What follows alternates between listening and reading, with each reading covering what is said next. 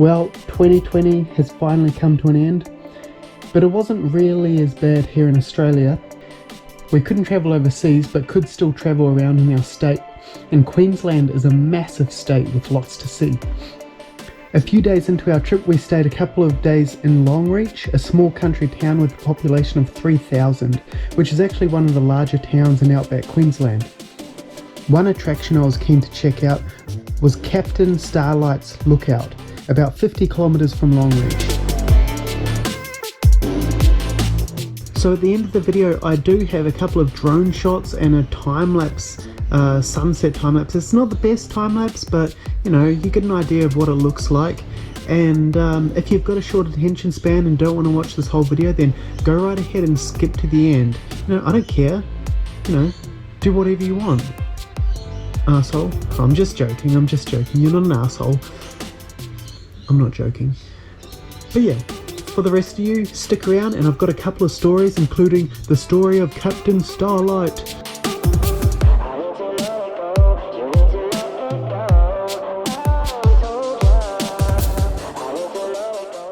Once we arrived to the bottom of the lookout, we met up with our new friend Grace, who we had met previously in the day back in Longreach.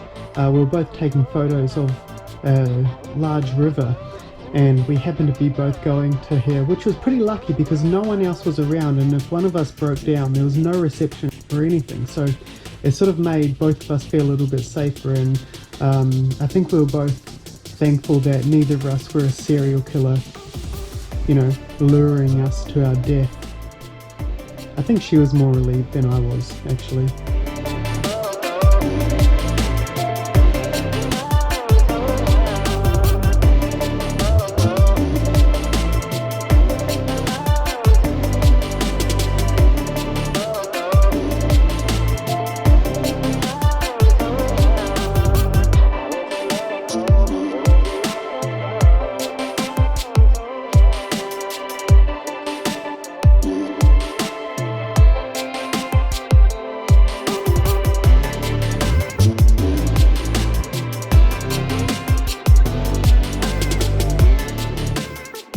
From the website digthetropic.com.au, it is believed Captain Starlight and his men gathered together 1,000 stolen cattle at this lookout and split them into 3 groups to avoid a suspicious dust cloud.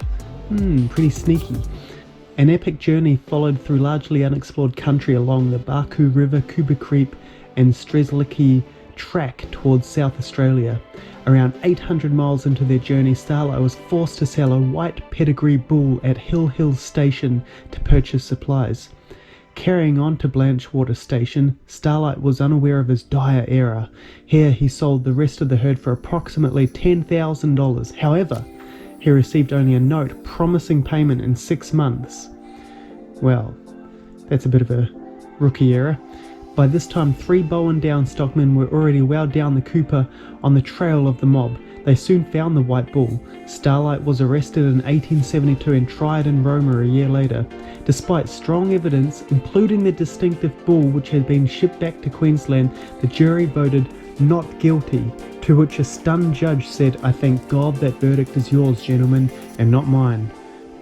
So as I said earlier, it's about 50 kilometres from Longreach, which includes 42 kilometres of rough, unsealed roads. And my first introduction of corrugation on such roads, something that now gives me a bit of anxiety whenever I even think about that. But that's more from my experience driving to Lawn Hill National Park, which I'll talk about in probably my next video. So if you want to see that, hey, just subscribe to this channel and you won't miss it.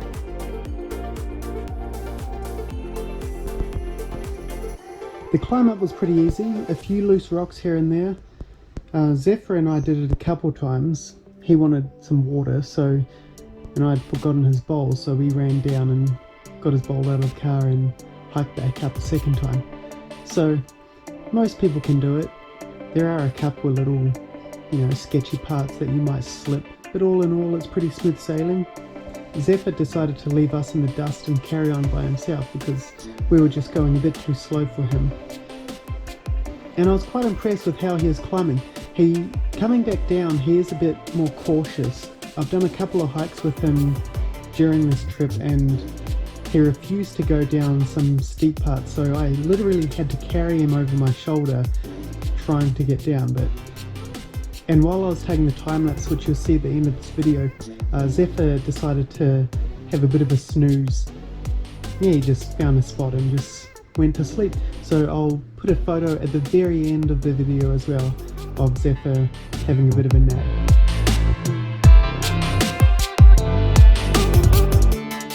The views at the top really were incredible, and it really gave the sense that you were in true Outback Australia. I definitely recommend coming for the sunset, as the stars are like nowhere else. It is quite literally magical. Is Captain Starlight's lookout worth it? I would say yes, but do consider what you are driving or riding, as the corrugation can be a bit much.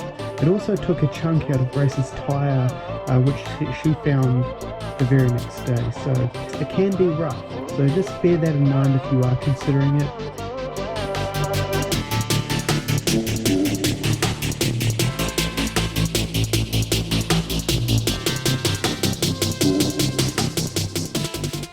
The drive back was really terrible.